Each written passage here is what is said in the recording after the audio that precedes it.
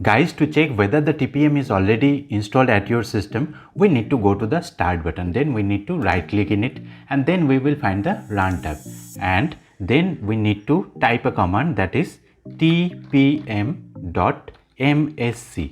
and then we need to hit the enter button and there will be a new window pop up, and in the window it is showing compatible TPM cannot be found. Now to enable the TPM, we need to just restart our system and immediately hit the F2, sometimes F6 or F10 or F12 key as per the motherboard you are using in the system. After going to the BIOS setup, Intel user please search PTT on peripheral tab. Click on it and just enable it, and the AMD user, the TPM tab will be there. Search it and enable it.